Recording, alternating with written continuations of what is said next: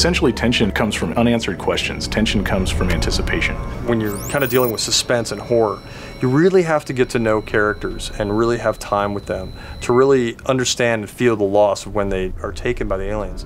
And that really lets us have a lot of different experiences and understanding of how scary these aliens are.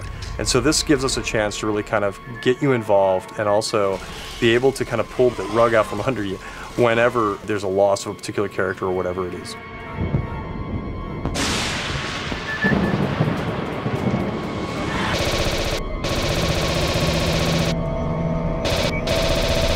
When you can survive an encounter, beat them, man, that's when you feel like a badass.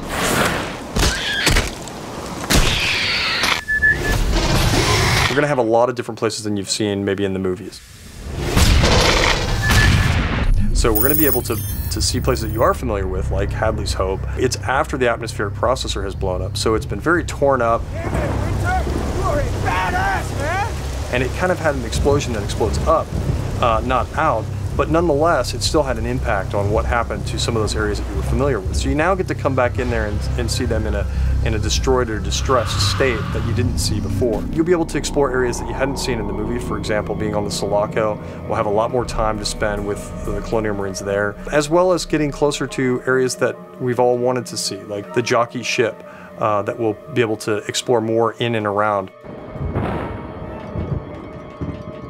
You want to have the lighting, the feel, the surfaces, the characters, the equipment, just everything that you would have seen in the movie. You want to have that be as accurate as possible. You know, Sid Mead did the original designs for the Sulaco, and he's helped us realize how the rest of that ship looks. Great. Now my friggin' tracker's broken. Just watch the red dots. That's what I'm telling you. Motion tracking, you know, that ping, and then when you hear the blip, when the aliens are actually in the vicinity.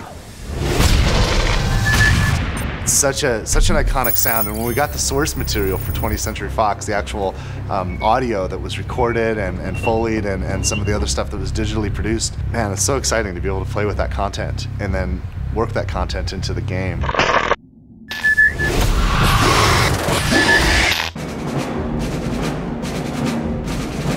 I think that Aliens fans, people who really love this franchise, are going to be really happy with the way in which we brought this forward. It's got a very strong story, it's got great action, it's got an interesting enemy. Fans should be expecting to be scared.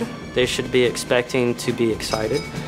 They should expect a lot of action, just like the films. They should expect an experience that is an interactive version of all the Aliens films that they've loved so much and finally realized in full 3D. You know, I've made a lot of video games, I've made a lot of action games, I've made a lot of games that involve shooting and games that involve soldiers, and I mean, and games that, you know, where we're saving the world from aliens too, frankly, and I gotta be honest, I've been stealing from aliens my entire career. You know, there's always lines from the movie or situations or events where we just borrow, and it's influenced all of us. It's influenced an entire generation.